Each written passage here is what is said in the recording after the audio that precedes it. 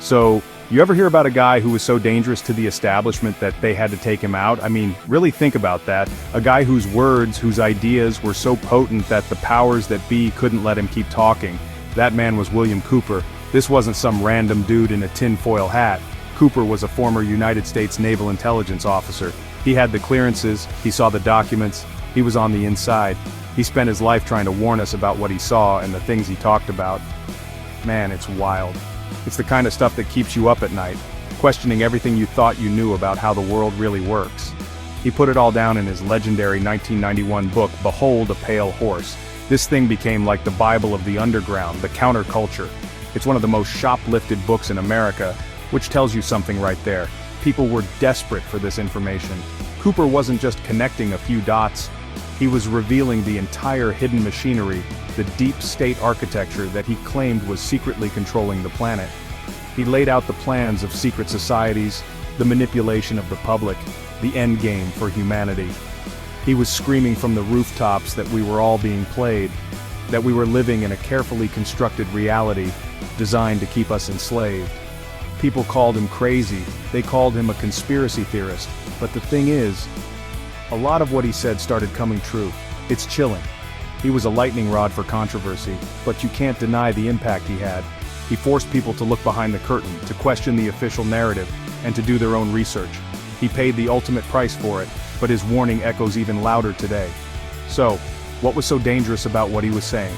Let's pull on that thread and see what happens. Here's what he revealed. Alright, so let's get right into the heavy stuff because Cooper started with something that sounds like pure science fiction. Initially, he came out with these insane claims that he saw top-secret documents detailing a deal the United States government, specifically a secret group called MJ-12, made with aliens. The story was that Eisenhower met with these beings, trading human subjects for advanced technology. You know, anti-gravity, beam weapons, all that wild stuff. He said the government was covering up crashed UFOs and alien bodies not because they were afraid of panic, but because they were hiding this horrifying pact they'd made. It was a story that hooked everybody. But then, something shifted. Cooper kept digging, and his perspective changed entirely. He came to believe the whole alien narrative was a psyop, a massive, brilliantly orchestrated deception. He warned that the alien threat was a fabrication by our own government. The plan, he said, was to eventually stage a fake alien invasion. Imagine that.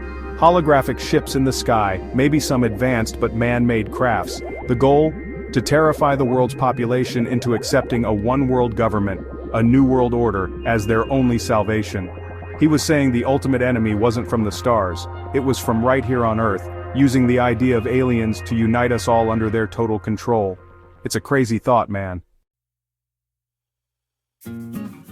So, if the aliens were a distraction, what was the real threat? Cooper said he found a document that laid it all out.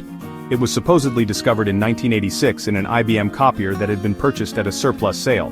The document was titled, Silent Weapons for Quiet Wars, and he claimed it was the elite secret manual for social engineering and control. It was a declaration of war, but a quiet one, waged against the American public with them being none the wiser.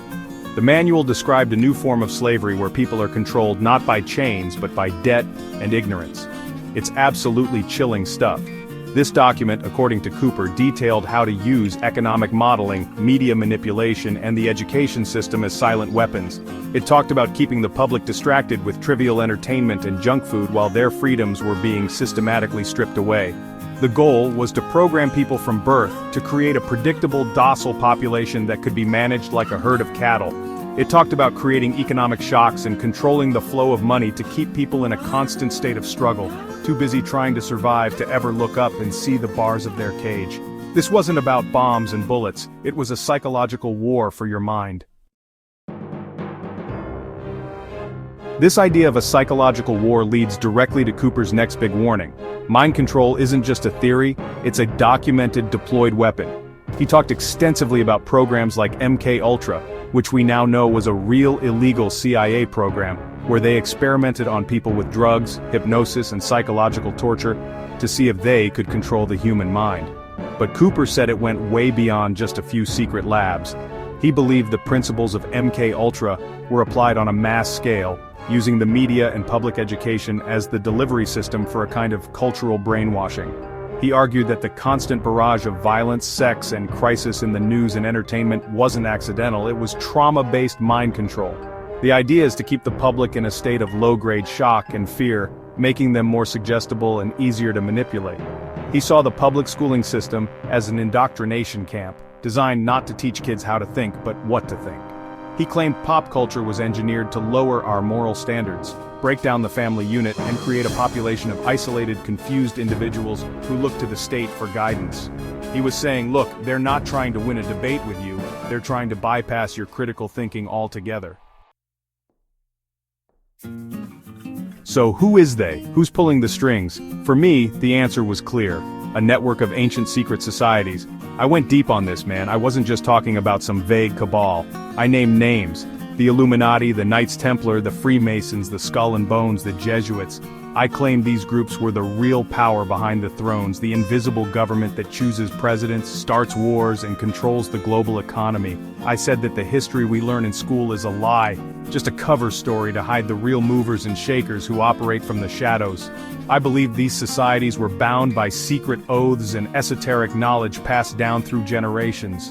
And I argued that their ultimate goal was Luciferian in nature, not necessarily devil worship with horns and a pitchfork, but a philosophical belief in Lucifer as the light bearer, the symbol of intellect and rebellion against God. I warned people to look at the symbols all around us, on our money, in corporate logos, in the architecture of Washington, D.C. I said, these weren't just decorations, they were the calling cards of a hidden power structure, a way for them to communicate their agenda right in front of our faces. Confident that we'd never understand what we were seeing. According to Cooper, it's the creation of a new world order. This isn't the fuzzy, benevolent global community that politicians talk about. Cooper's version was a totalitarian nightmare, a one-world government where individual freedom is completely extinguished. It would be a global, technocratic dictatorship run by an unelected elite, where every aspect of your life, what you eat, where you go, what you think, is monitored and controlled. He saw this as the culmination of a plan centuries in the making. He warned that they would use a strategy of ordo ab chao, or order out of chaos. The plan was to create the problems, wars, pandemics, economic collapses, terrorist attacks, and then offer the solutions. And the solution would always be the same: more centralization, more surveillance, and less freedom for you. Each crisis would be an opportunity to chip away at national sovereignty and individual rights, pushing the world population step by step toward this global government. He said they would use fear as their primary tool, convincing people to willingly trade their liberty for the promise of security, until one day we wake up and find we have neither. This is where it gets really, really eerie. All of this stuff sounds like a crazy theory, right? Until the guy starts calling shots, and they happen. On June 28, 2001, on his radio show The Hour of the Time, William Cooper went on the air and told his listeners to expect a major false flag attack on American soil in the near future. He said it would be a massive event designed to galvanize the public, and then he named who they were going to blame. He said, and you can go find the recording, that they were going to blame Osama bin Laden. Less than 3 months later, the Twin Towers fell. The world changed forever. And just like Cooper predicted, Osama bin Laden was immediately named as the prime suspect. After 9/11, Cooper knew he was a marked man. He told his audience that the government was coming for him, that they were going to use a local dispute over taxes as a pretext to silence him. On November 5, 2001, sheriff's deputies raided his home in Eagar, Arizona. There was a shootout and William Cooper was killed. The official story is that he fired first, but for millions of his followers, there's no question. William Cooper was assassinated because he knew too much, and he got too close to the truth. Even after his death, maybe especially after his death, William Cooper's influence just exploded. His book, Behold a Pale Horse, became an underground classic, a sort of red pill for an entire generation of people who felt that something was deeply wrong with the world. It's been called dangerous, it's been banned, it's been ridiculed by the mainstream media, but it's also been one of the most profoundly influential books of the last 50 years. It's a book that doesn't give you easy answers. It just shatters the reality you thought you lived in, and forces you to start asking your own questions. His legacy isn't about believing every single thing he ever said. In fact, Cooper himself wouldn't have wanted that. He was constantly evolving his own views as he got new information, like with the alien theory.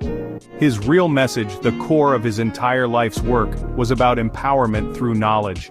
It was a plea for people to wake up and take responsibility for their own minds.